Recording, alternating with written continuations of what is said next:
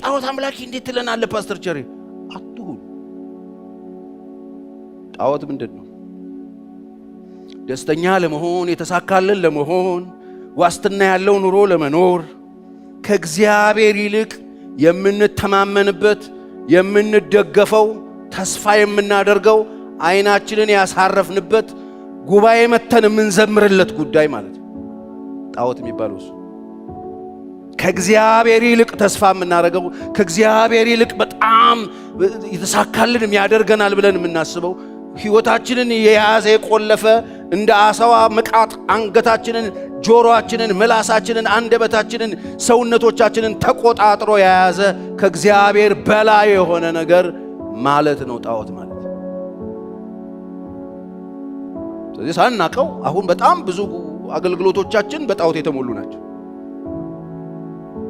በደንብ በሚያስታውቅ ሁኔታ በጣዖት የተሞሉ ናቸው። የምንፈልጋቸው ነገሮች ከእግዚአብሔር በላይ በጣም ተስፋ የምናደርጋቸው ከእግዚአብሔር በላይ አይናችን ያረፈበት ልባችንን የሚያሞቅ ስለ እግዚአብሔር ተወርቶ ስለ ጌታ ተወርቶ የማይሞቀን ሰዎች ስለሆነ ነገር ሲወራ በጣም የሚሞቀን ነገር ማለት ነው። እሱ ነው ጣዖት።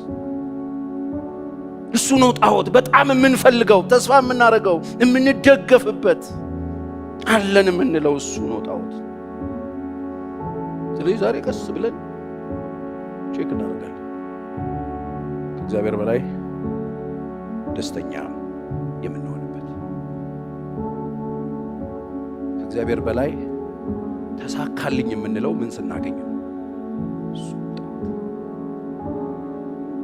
እንዴ በዚህ ጉዳይ ቤተክርስቲያን ቪክቲም ልትሆን ትችላለች። አዎ ይኸው እስራኤል ቪክቲም ሆነ። የተስፋው ሕዝብ እግዚአብሔር ያወጣ ሕዝብ የበላ ሕዝብ የጠጣ ሕዝብ ታምራት ያየ ሕዝብ የዘመረ ሕዝብ የተጠመቀ ሕዝብ አለት ተከፍሎ ውሃ የጠጣ ሕዝብ ይሄው ቪክቲም ሆኖ ቀረ።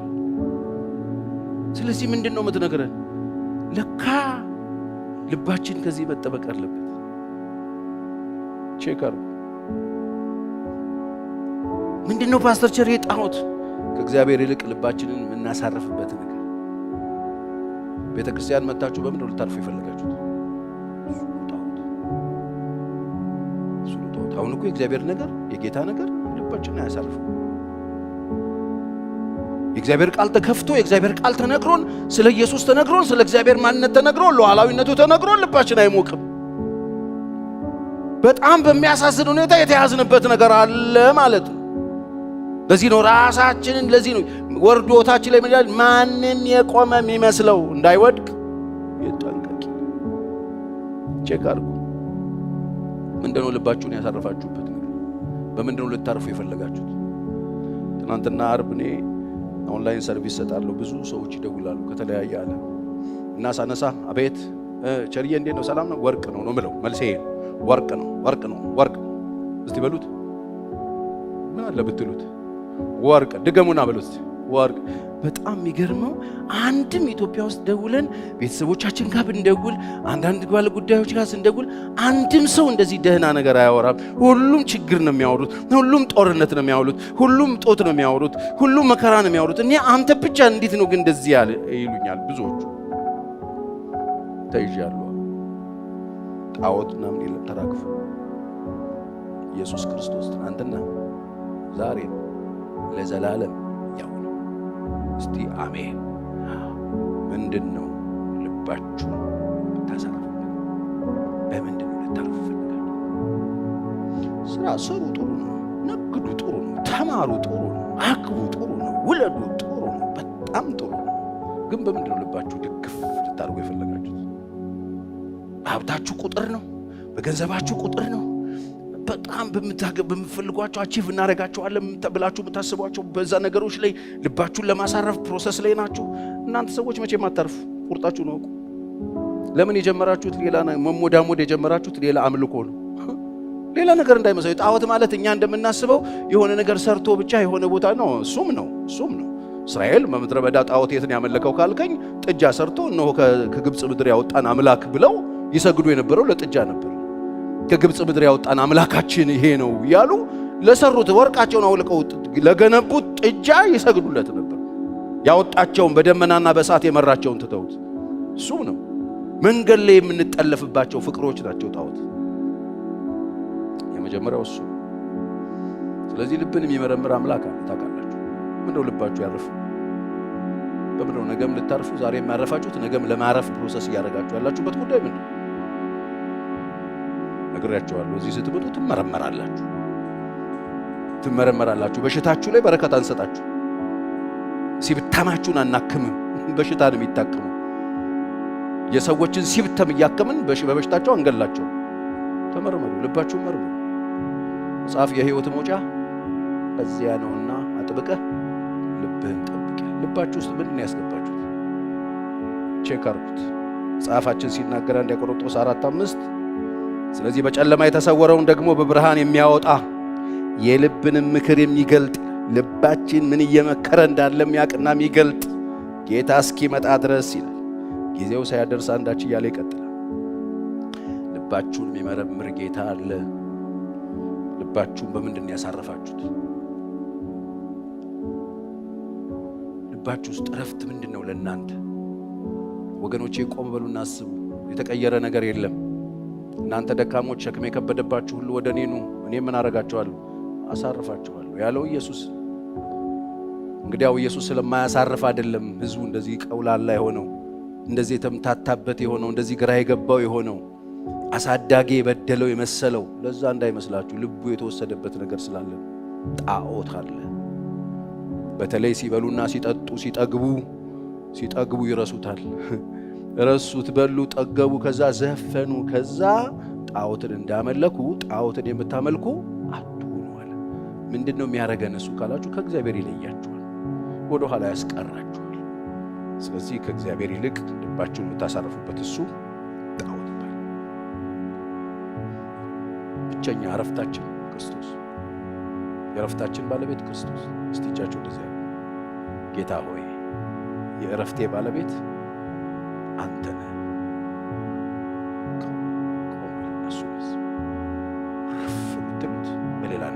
በሌላ ነገር ማረፍ የጀመራችሁ ቀን ቻው። ጌታ ነው እረፍታችን ያዘ። ሁለተኛው የሚገዛን የገዛን ነገር የሚመራን ነገር ምንድነው? ጋይድ እያደረጋችሁ ያለው ገዝቶ እናንተ ላይ የሰፈረው ነገር ምንድነው? የተቀመጠባችሁ ነገር ምንድነው? መሪያችሁ ምንድነው? ቼክ አድርጉ። ከእግዚአብሔር ይልቅ የገዛችሁ ነገር ካለ፣ ከእግዚአብሔር ይልቅ ላያችሁ ላይ የከፈለባችሁ ነገር ካለ፣ ከእግዚአብሔር ይልቅ ጋይድ እያደረጋችሁ ያለ ነገር ካለ እሱ ነው ጣዖት። እንደነ ሰንጋላ፣ እንደነ ዳልሞቲ፣ እንደነ ጨብሳ፣ ጨብሳ ምናምን የሚባሉ መናፍስቶች ጮሆም ይወጣ ላይሆን ይችላል። በቃ ይጋልብሃል። የእግዚአብሔርን ስም እያስጠራ እያዘመረ ይጋልብሃል። ቤተ ክርስቲያን እያስተከለ አገልጋይ ከሆነ እያስተከለ እየጋለበ የገዛችሁ ነገር ምንድነው? ይመራችሁ። ቼክ አድርጉ። በምን ተገዛ? መጽሐፍ ቅዱስ ከአባቶቻችሁ በወረሳችሁት በከንቱ ምንድነው ስትሉ ብር፣ ወርቅ ከንቱ አለ። በሚያልፍ ብርና ወርቅ አልተገዛችሁ፣ በክቡር በክርስቶስ ደም ተገዝታችኋል። የከፈለብን ደም ምን ገዝቷችኋል? ለጨረታ የቀረባችሁ ሰዎች አላችሁ። ጌታን ከተቀበላችሁ በኋላ ለኢየሱስ ሕይወታችሁ ከሰጣችሁ በኋላ ፎርሴል ብላችሁ የለጠፋችሁ ምን ለማለት ፈልጋችሁ? ኦልሬዲ ከተገዛን በኋላ ግዛኝ እንገዛለሁ ምናምን ብለን ዘመርን አይደል? በቃ ከተገዛን በኋላ እኮ ባለቤት አለን ማለት ነው። ከዛ እሱ ነው ጋይድ የሚያደርገን ማለት ነው። ከሱ ውጪ የገዛችሁ ነገር ካለ፣ የከፈለባችሁ ነገር ካለ፣ ዋጋ አውጥቻለሁ ብሎ በእናንተ ሕይወት ላይ ባለስልጣን የሆነ ሱስ ሊሆን ይችላል። ታውቃላችሁ፣ ገዢዎቻችን ብዙ ናቸው፣ አለቆቻችን ብዙ ናቸው። ሲጋራ አለቃ ሊሆን ይችላል፣ መጠጥ አለቃ ሊሆን ይችላል፣ ጫት አለቃ ሊሆን ይችላል፣ ሌሎች አልኮሎች አለቃ ሊሆኑ ይችላሉ። በምድር ላይ ያሉ አለቆች ብዙ ናቸው። ሕይወታችንን ተቆጣጥረው የፈለጉትን እያስደረጉ ሊኖሩ የሚፈልጉ አለቆች። ዝሙት አለቃ ይሆናል፣ ገንዘብ አለቃ ይሆናል። ይመጣና ላይ ከሰፈረብህ በኋላ እመነኝ ጌታን እየጠራህ እኮ ነው ማውራል። አሁን እኮ ፈተና የሆነው እንደዚህ አይነት ነገር ለይተን ማወቅ አንችልም።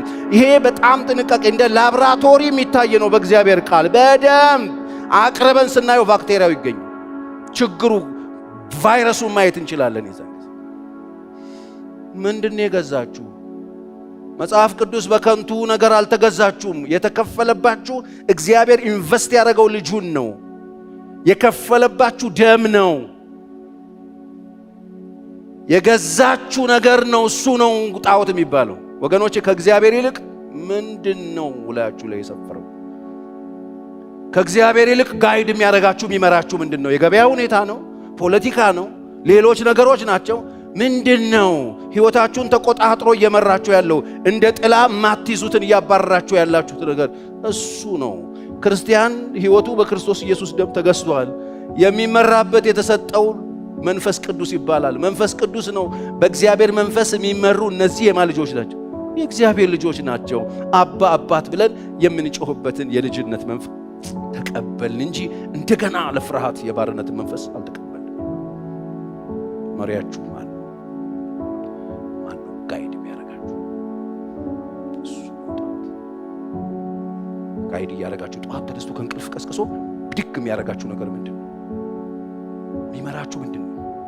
የሚያሯሩጣችሁ ነገር ምንድን ነው? የሰፈረው ነገር ምንድን ነው? ላያችሁ ላይ ያለው ነገር ምንድን ነው? ቼክ አሉ። ከእግዚአብሔር ይልቅ የገዛን የሚመራን ነገር እሱ ጣዖት ይባላል። ማስተዋል ይስጥ። አሜን። ስለዚህ ለማን ነው የተገዛሁት? ለማን ነው የተገዛችሁት? ሲጀምር ለምን ለማታምኑት ትገዛላችሁ? ለማትተማመኑበት ለምን ትገዛላችሁ? ፈቃድ ያላችሁ በጎች ናችሁ። እንደ ቄራ በጎች አይደላችሁ። የቄራ በግ ፈቃድ የለውም፣ የፈለገው ነው የሚገዛው። እኛ ግን በፈቃዳችን ገዢያችንን መምረጥ የምንችል በጎች ነው። ገዢያችንን መምረጥ እንችላለን። የቄራ በግ ገዢውን አይመርጥም። የፈለገው ሰው መጥቶ ፒክ አድርጎት ነው የሚወስደው። እኛ ግን የፈለገው ፒክ ያደርገንም፣ የፈለግነው ነው የሚገዛል። ስትመርጡ ማንን መረጣችሁ? ለማን ተገዛችሁ? ማንን ሾማችሁ? ህይወታችሁ እሱ የህይወታችሁ ባለቤት እሱ ጣዖት ይባላል።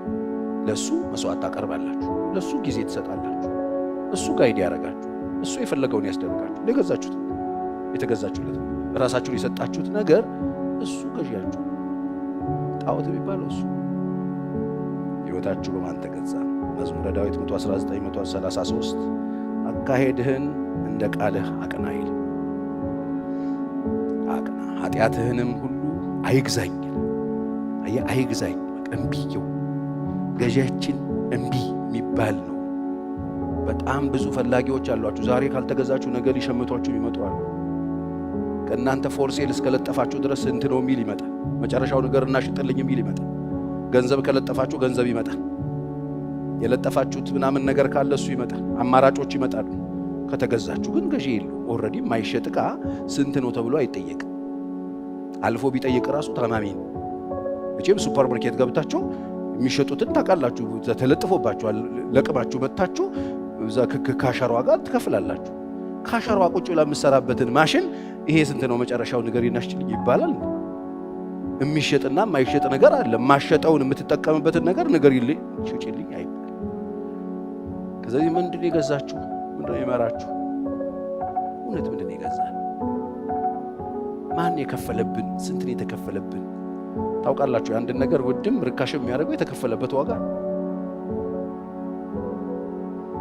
ስለዚህ እኛ ላይ ማን ነው ኢንቨስት ያደረገው? ኢንቨስት ያደረገብንስ አለ ወይ? ይመራናል ወይ? ቤተክርስቲያን በከባድ ተግዳሮት ውስጥ እያለፈች ነው። እንደ ጥበበኛ ሰው ማሰብ ነው ያለብን። እንደ ጥበበኛ ሰው መመላለስ ነው ያለብን። ሁሉ በልቶ፣ ሁሉ ጠጥቶ፣ ሁሉ ታምራት አይቶ፣ ሁሉ ዘምሮ፣ ሁሉ በባህርና በደመና ከሙሴ ጋር የተባበሩ ዘንድ ተጠምቀው፣ ሁሉም የእግዚአብሔርን ደግነት ቀምሰው እንዴት ይቀራሉ ሲባል ጣዖት ሕይወታቸውን ጣዖት ከእግዚአብሔር ጋር ለያቸው። መንገድ ላይ ያገኙት በጥጋብ አይናቸውን ያሳረፉበት ሕይወታቸውን የሰጡት ነገር፣ የተገዙለት ነገር፣ ራሳቸውን አሳልፈው የሰጡት ነገር አስቀራቸው። ቀጠሮ ቦታ አስቀራቸው። እግዚአብሔር እነሱን የሚጠብቅበት ቦታ ሳይደርሱ ምድረ በዳ ወድቀው ቀሩ። ከጣዖት ራሳቸውን ጠብቁ። ቤተክርስቲያን ጣዖት አለ፣ በደንብ ነው ያለ አለ። ከኢየሱስ በላይ የሚሰበክ፣ ከኢየሱስ በላይ ትልቅ የሆነ፣ ከኢየሱስ በላይ ሲነገር በጣም የሚያስደስተን ነገር፣ በጣም የሚያስጨፍረን፣ ወንበር የሚያሰብረን፣ ድምጻችን ላንቃችን ሲቀደድ ምንጮህበት ነገር፣ ከኢየሱስ በላይ ምንልለት ነገር እሱ ቁጣው በሱ ፍቅር ከተያዘን፣ በሱ ከተገዛን፣ በሱ ከተያዘን፣ በሱ ከተመራን ኢየሱስ ይመጣል ብንባል አንቀበል አንፈልገውም። ምን ያደርግልን? ምናችን ነው እሱ? የወሰደን ነው የኛ ተስፋ፣ የወሰደን የገዛን ነው የኛ ባለቤት። ልባችንን በፍቅር ጠርቆ ይዞ ህይወታችንን የሚጫወትበት ሌላ ወገኖቼ። ከጣዖት ራሳችሁ ፈተና እዚህ ፈተና ውስጥ ጸጋው ወንጌል የተማሩ ሰዎች ወድቀዋል። እዚህ ፈተና ውስጥ እስራኤል እግዚአብሔር በጸና ክንድ ያወጣው ህዝብ ከዚህ ፈተና አላመለጠም። እዚህ ፈተና ውስጥ እነሱም ተገኝተው በዚህ ፈተና ሲበጠሩ ይሄንን ማወቅ አለባቸው። አዲስ ኪዳን ሰዎች ያወራል ስለ አባቶቻችሁ ጉድ ስሙ፣ የቀሩበት ምክንያት ጣዖት ነው ብሎ ይነግራቸው። ጣዖት የምናምንበት ነገር በምሮም ታምኑት። አሁን እኮ ይሄ በጣም ኤሌመንተሪ የሚመስል ግን ወሳኝ ትምህርት፣ በጣም ወሳኝ። ያው አንዳንድ ሰው ከክርስቲያኖች ጋር ሳወራ ይሄ ሰው የክርስቲያን አልነበር እንደሚለው አይነት ሁኔታ እየተፈጠረ ነው። ምንም ልዩነት የለውም። የሚያምንና በማያምን መካከል ወሬ ሲጀምር ተመሳሳይ ነው። ስሜቱም ፍላጎቱም ህመሙም አንድ አይነት ነው። በምንድን ነው የምታምኑት? የምታምኑበት እሱ ነገር ነው ጣዖታችሁ። ከእግዚአብሔር ይልቅ ያመናችሁበት ነገር፣ እርግጠኛ የሆናችሁበት ነገር፣ ከእግዚአብሔር ይልቅ የተማመናችሁበት እሱ ነው ጣዖት። ምንድን ነው ያመናችሁት? ባለስልጣን ዘመድ? ምንድን ነው ያመናችሁበት? የተማመናችሁበት ነገር፣ እውቀት፣ የተማመናችሁበት ፍራንክ፣ የተማመናችሁበት ወንድም እህት፣ የተማመናችሁበት ቦታ፣ ስፍራ፣ ጊዜ፣ ስልጣን፣ እሱ ነው ጣዖት የሚባለው። በጣም የተማመናችሁበት በኮንፊደንስ እየተናገራችሁበት ያለው ነገር ከእግዚአብሔር ውጭ ከሆነ እሱ ጣዖት ይባላል። ልትኖርበት እያሰብክ ያለ በጣም ልትዝናናበት በድፍረት አፍ ከፍተህ ልትናገርበት የደፈርክበት ከእግዚአብሔር ይልቅ የሆነ ነገር ከሆነ እሱ ነው ጣዖት። መጽሐፍ የሚመካ ቢኖር በማን ይመካ? የሚታመን ካለ በማን ይታመን? ቼክ አድርጉ እምነታችሁ ምንድን ነው? በጣም አስተማማኝ ነው ኖሬ ምናምን ትሉት በምንድን ነው እየተማመናችሁ ያላችሁ? መጽሐፍ አሁን ታይቶ በኋላ በሚጠፋ ብልና ዝገት በሚያጠፋው ምናምን እንዳትታመኑ። እንድትተማመኑበት እግዚአብሔር የሚፈልገው በልጁ። እስቲ አሜን። የተማመናችሁበት ሸምበቆ፣ ተደገፋችሁበት ሸምበቆ ተሰብሮ መሰበር ብቻ አይደለም ወግቶ ብርቁርቁሳችሁን የሚያወጣው ዋጋ ያስከፍላችሁ። የምንተማመንበት ነገር እሱ ጣዖት ይባላል። ከእግዚአብሔር ይልቅ ከሆነ ከእግዚአብሔር ውጪ ከሆነ እንለዋለን። ለአባባል እኮ እንለዋለን፣ መኪያችን ምናምን እንለዋለን ነው ወይ? ቼካ እውነት በምንድን ነው የምተማመነው? ግን እምነቴ ምንድን ነው? መጽሐፍ ቅዱስ በእግዚአብሔር የሚታመን እምነቱ እግዚአብሔር የሆነ ሰው ብሩክ ነው። ወንዝ ዳር እንደተተከለ ድርቅ በመጣ ጊዜ እንደማይሰጋ፣ ሁል ጊዜ ግሪን እንደሆነ ፍሬ እንደሚሰጥ፣ መከራ በመጣ ጊዜ ድርቅ በመጣ ጊዜ እንደማይሰጋ እንደዛ ይሆናል ነው የሚል በእግዚአብሔር የሚታመን። በሰው የሚታመን ስጋ ለባሹን እምነቱ የሚያደርግ ሰው ደግሞ እርጉም ነው ይላል መጽሐፍ ቅዱስ። እርጉም ነው። መልካም ሲመጣ አያይም። በምድረ በዳ እንዳለ ጨው ባለበት ምድር እንደሚኖር እንደዚያ ነው የሚሆነው። ወገኖቼ በምንድን ነው የምትተማመኑት? እኔ ዛሬ እዚህ ጋር የቆምኩት ቼክ እንድታረጉ ነው እምነታችሁ። በእግዚአብሔር ከታመናችሁ አስተማማኝ ነው። በእግዚአብሔር የምትተማመኑበት ከሆነ በእግዚአብሔር የምታምኑ ከሆነ ደግ አደረጋችሁ። በሌሎች ነገሮች ተማምናችሁና አምናችሁ ከሆነ ግን መሰበራችሁ አይቀርም። ለእናንተም ለራሳቸውም አይሆኑም። የተማመናችሁባቸው ነገሮች ክፉ በመጣ ጊዜ አይቆሙም ከእናንተ ጋር። በክፉም በደግም ጊዜ ቅድም እንደዘመር ነው በሸለቆም በተራራ በምንም ጊዜ አብሮን የሚቆም አንድ አለ። እሱም አሁን እዚህ የምናመልከው አሁን እዚህ የሚያወራን አሁን እዚህ የሚመክረን እርሱ የሰራዊት አምላክ እግዚአብሔር ይባላል። ቀኑ የከፋ ሲመጣ ይልቁኑ እምነታችሁ በእግዚአብሔር ላይ ያድርጉ። ነገሮች በጣም እየጦዙ በመጡ ጊዜ አማራጭ የለንም። አንድ ነው ምርጫችን፣ ሌላ የለውም። አይናችንን እሱ ላይ ነው የምናደርገው። እስቲ አሜን። እምነታችንን እሱ ነው የምናደርገው። የምናምንበት ጌታ ነው። አስተማምናል። የስ በመከራ ጊዜ ይደርሳል። የስ ባይደርስስ አይድረስ። መጽሐፍ አምነው ሞቱ ነው የሚለው። እንደ ደመና በዙሪያችን ያሉልን ምስክሮች ሂዱና ዕብራውያን ምዕራፍ 11 አንብቡ። አመኑት፣ አምነው ወጡ። ምንድነው ያመኑት? የማይታየው እንደሚታይ ቆጥረው። እነ ሙሴ ከእግዚአብሔር ሕዝብ ጋር መከራን መቀበል መረጡ ይላል። እንግዲያውስ ከግብፅ ቤተ መንግሥት ውስጥ ካለ ብዙ ገንዘብ ይልቅ፣ አልጋ ወራሽ ተብሎ ከመኖር ይልቅ፣ ካለው ምቾት ይልቅ ከእግዚአብሔር ሕዝብ ጋር መከራን መቀበል መረጠ ይላል ሙሴ። አይገርምም? አምነው ሞቱ። ከርቀት አይተው ተሳልመው አምነው ሞቱ ይላል መጽሐፍ። ወገኖቼ አምናችሁበት ሙትት በሉ። አስተማማኝ እሱ ብቻ ነው። አሜን። ያመናችሁበት ይከዳችኋል። ተስፋ ያረጋችሁት ይጨልምባችኋል። ግድ የላችሁም። አምናችሁበት የማያሳፍራችሁ ነገሮቻችሁ ቢሞቱ ከሞት ሊያስነሳ የሚችል ሕያው የሆነ ዘላለማዊ አምላክ አለ። እሱም ጌታችንና መድኃኒታችን ኢየሱስ ክርስቶስ። አሜን። እምነታችሁን ቸክ የምናምንበት ከእግዚአብሔር ይልቅ እንደውም ታምኑት። ነገ ስለ መኖር ስታስቡ ምንድን ነው ታምኑት? የኔ የምተማመንበት የምትሉት ምንድን ነው? እሱ ነው ጣዖት። እሱ ነው ጣዖት። እሱ ጣዖት። ጠዋትና ማታ እያጨስክለት መስዋዕት እያቀረብክለት የምትኖረው ለሱ። ቸርች መጣህ እንጂ የዘመርከው ለሱ። ጣዖት አምላኪ ነው። የምንተማመንበት አንድ ነው። እሱ አልፋና ኦሜጋ የሆነው ጌታ። የአንዳንዱ ሰዎች ድፍረት በጣም ያስደመመኝ፣ በጣም እያስገረመኝ ነው። እንደ አለማወቅ እኮ ደፋር የሚያደርግ ነገር የለም ዓለም ላይ። እንዴት በእምነት እንደሚናገሩ አካውንታቸው ውስጥ የሆነ ነገር ስላለ እንዴት እንደሚተማመኑ፣ ንብረት ስለያዙ እንዴት እንደሚተማመኑ፣ ስልጣን እንዴት ተማምነው በኮንፊደንስ እንደሚያጠፉ፣ እንዴት እንደተማመኑበት ማለት ምን ማለት ነው? እንደዚህ በድቡልቡሉ 45 ዓመት ሆኖ ነው እንደወረድከው ከሰማይ? እዚህ ምድር ላይ አልኖርክም እንዴ? ሰው ሲወድቅ አላየህም እንዴ? ስልጣን ሲሻር አላየህም እንዴ? ሀብት እንደ ጉም ሲበን አላየህም እንዴ? ትናንት የሀብታም ልጆች ይባሉ የነበሩ አደገኛ ውሻ አለ የተባለበት ግቢ ቆንጆ አምባሻ አለ ተብሎ ተጽፎ አላየህም እንዴ?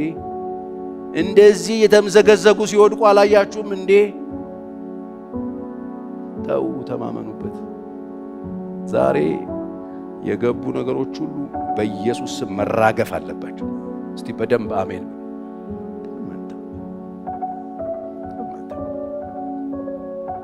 የሚያስተማመን ጌታ ብቻ። ከሱ ውጭ የምንተማመንበት ነገር ካለ እሱ ጣዖት፣ ካምንት ነገር ካለ እሱ ጣዖት። እዚህ ነው ሁለተኛ ነገሥት ምዕራፍ 17:41 ላይ እነዚያም አሕዛብ እግዚአብሔርን ይፈሩ ነበረ፣ ደግሞም የተቀረጹ ምስሎቻቸውን ያመልኩ ነበረ። እግዚአብሔርን ይፈሩ ነበረ፣ የተቀረጹ ምስሎቻቸውን ያመልኩ ነበረ። ልጆቻቸውም የልጅ ልጆቻቸውም አባቶቻቸውም እንዳደረጉት እንዲሁ እስከ ዛሬ ድረስ ያደርጋሉ።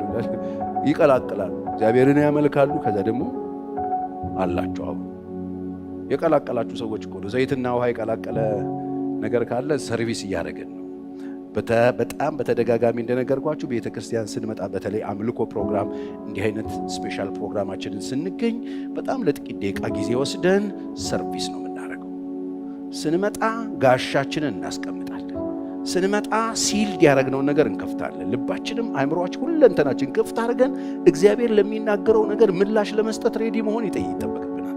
ለምን ካላችሁኝ እዛ 6 ቀን የምትቆዩበት ሜዳ ውስጥ አሸናፊ እንድትሆኑ፣ እዛ 6 ቀን ተዝረክርካችሁ እንዳትውሉ፣ ምሳሌ እንድትሆኑ፣ እግዚአብሔር አምላክ መሆኑን እንድታውጁ፣ እንድታስተዋውቁት፣ በመከራችሁ ጊዜ አብሯችሁ የቆመላችሁን የጸናላችሁን የሕይወታችሁ ባለቤት የከፈለባችሁን አልፋና ኦሜጋ የሆነውን የማይሻረውን የዘላለማዊውን ጌታ ይዛችሁ እንድትወጡ፣ በቤት ስትሄዱ እምነት ይዛችሁ እንድትሄዱ፣ በሥራ ቦታ ስትሄዱ የምታምኑትን ለይታችሁ እንድትሄዱ፣ በምትወጡበትና በምትገቡበት ሁሉ ምሳሌ እንድትሆኑ ይሄው እኮ ሰው አንድ ሰው አጣን አሉ። እንደውላለን ምንም ሰላም አያወሩም። ጦርነት፣ ፍርሃት፣ ችግር ምናምን ነው የሚያወሩት። ምንድነው አሉኝ። እንጃ እኔ የተቀበልኩትን ነው የማወራው።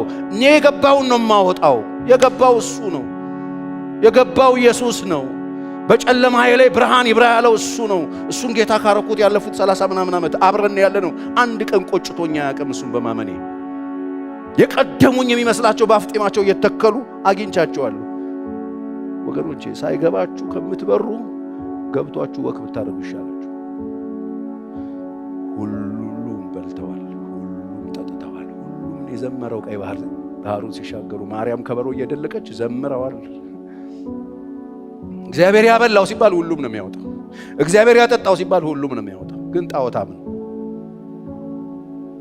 በእግዚአብሔር እየበላ መስዋዕት የሚያቀርበው ለጣዖት ነው። በእግዚአብሔር እየበላ አምልኮ የሚያቀርበው ለጣዖት ነው።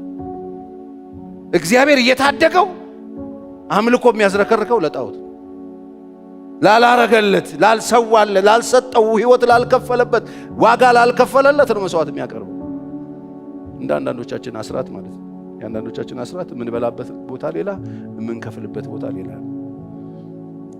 የምንጠቀምበት ቦታ ሌላ፣ ሕይወታችንን የሚታደግ ነገር የምንሰማበት ቦታ ሌላ፣ መንፈሳዊ ምግብ የምናገኝበት ቦታ ሌላ፣ የምንከፍለው ደግሞ ሌላ። በጣም ኮሚኮች። ይሄ ነው አምልኮ ማለት ወገኖቼ። ከእግዚአብሔር ይልቅ በጣም የምታምኑት ነገር እሱ ጣዖት ይባላል።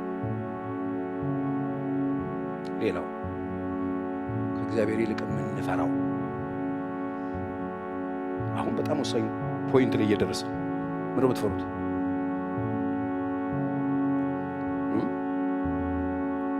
ከእግዚአብሔር ይልቅ በጣም የምትፈሩት ነገር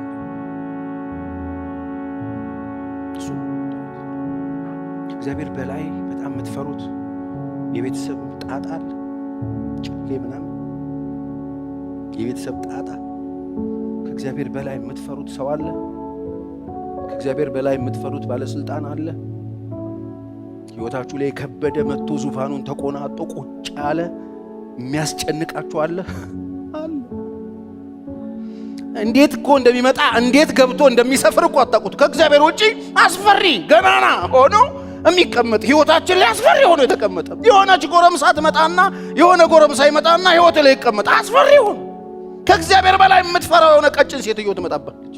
እንደ ኤልያስ እኮ ከእግዚአብሔር በላይ ትናንትና የሚፈራው እግዚአብሔርን፣ ትናንትና የሚታዘዘው እግዚአብሔርን፣ ትናንትና ይዞት የሚንቀሳቀሰው እግዚአብሔርን፣ ትናንትና ሰማይን አብሮት ሲዘጋ የነበረ እግዚአብሔርን፣ አብሮት የነበረው እግዚአብሔር ሲወራረድበት የነበረው እግዚአብሔርን፣ እሱን እግዚአብሔርን የሚፈራው እግዚአብሔርን ቦታውን ኤልዛቤት የምትባል ሴትዮ ቷ አርጋ ወሰደችበት። ከእግዚአብሔር በላይ ትልቅ ሆነችበት። ሄደ ክትክታ ሳብስር ወደቀና እኔ ከአባቶች ያልበልጥ ሙሰሪ ሰብስበኝ በቃ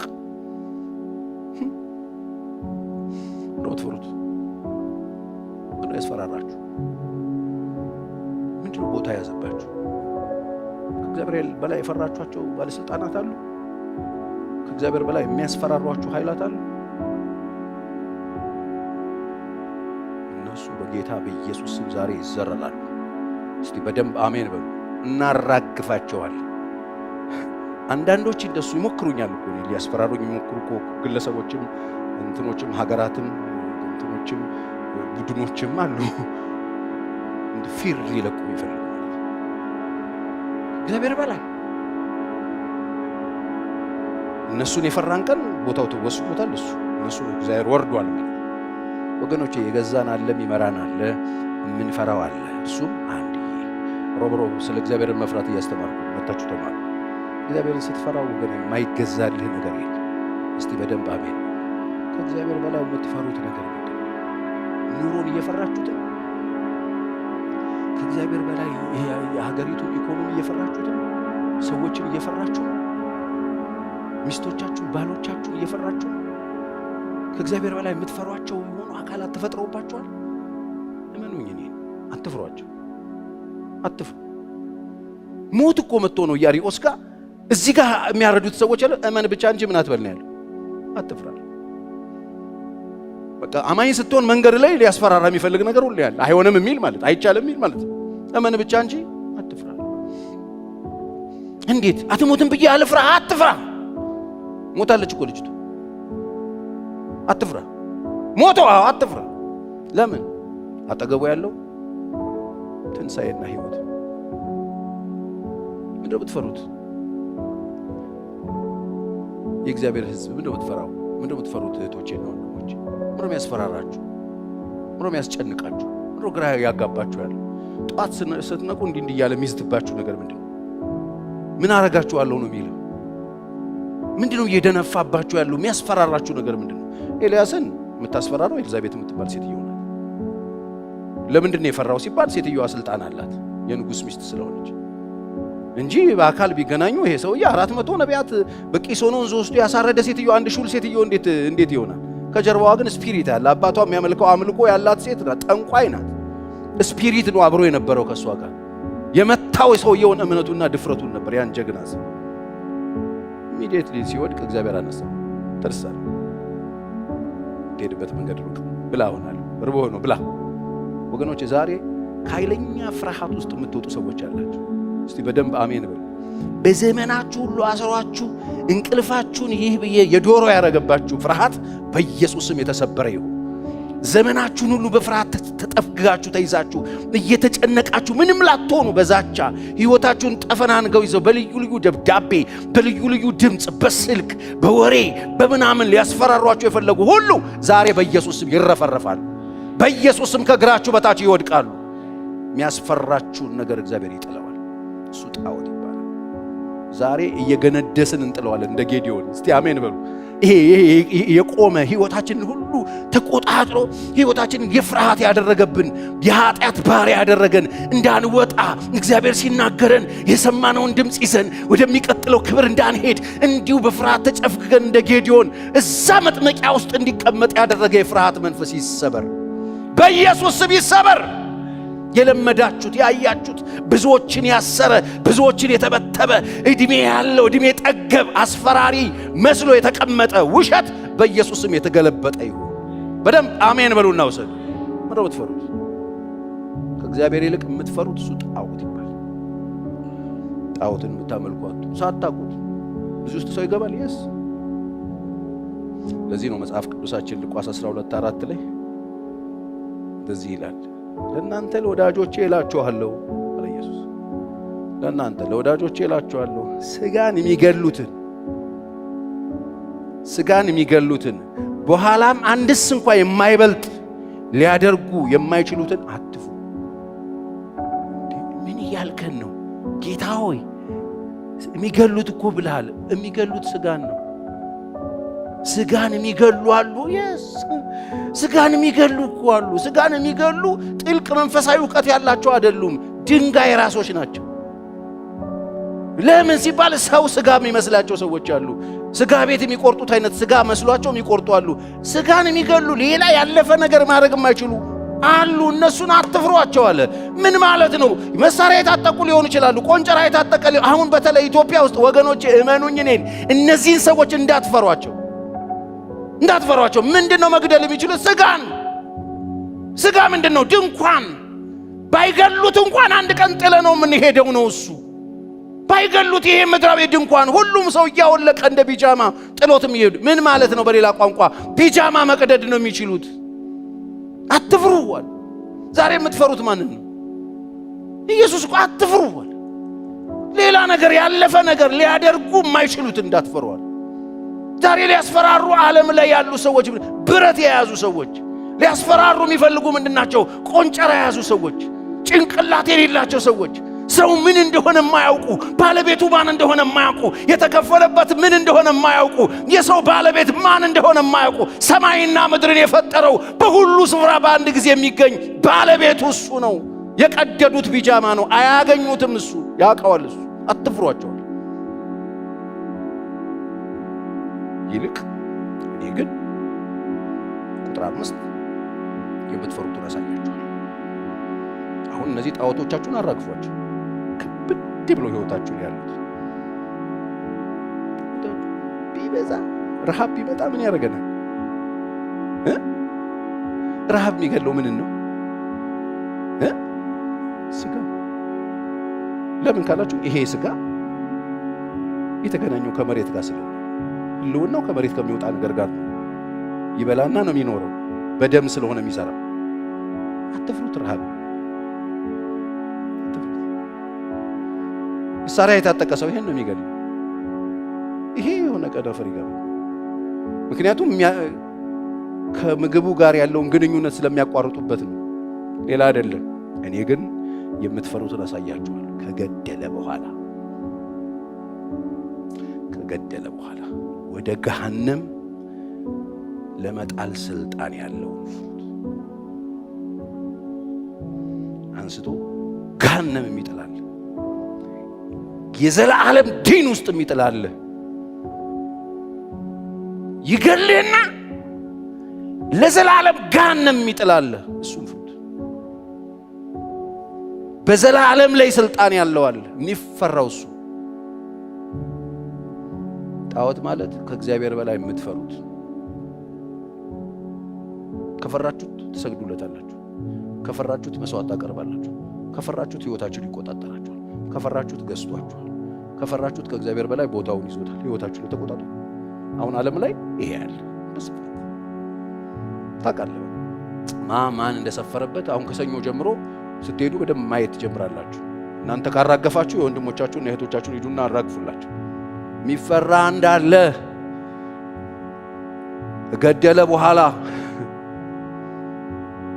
ከገደለ በኋላ ገሃነም ይጥላል።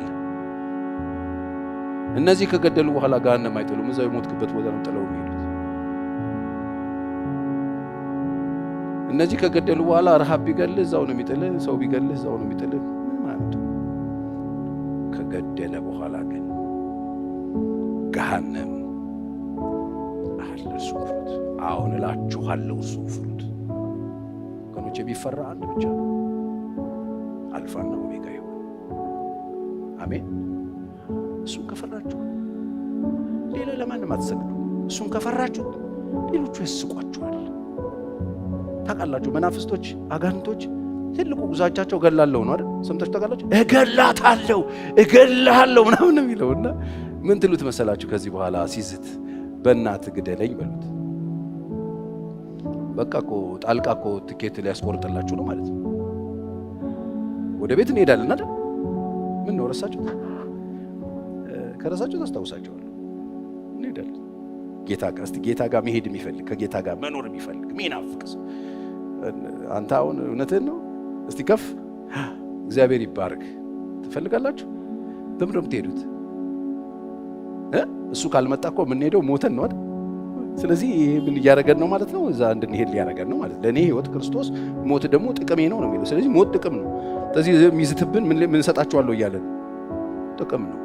ራሳችሁን አታጥፉ እንጂ ገዳይ ካገኛችሁ ሙቱ። እሺ ምን ነው ገዳይ ካገኘ ሙት። ራስህን እንዳታጠፋ። ገዳይ አግኝተን ነው እንዴ? ራሳችሁ እንዳታጠፉ። ገዳይ ያገኛችሁ ማለት እኮ ትኬት ቆርጠላችሁ በራሱ ወጪ አለቀ። አንተ ራስህን አታጥፋ እንጂ ወይ መጣ እንደ ቸርዬ ትንሽ እኮ እንድትሰራልኝ ፈልጌ ነበር። ማን ነው እንድትመጣ ያደረገ? ስራዬን ያበላሻ። አለቀ። እሱ አንስቶት ገሃነም ይጥላል።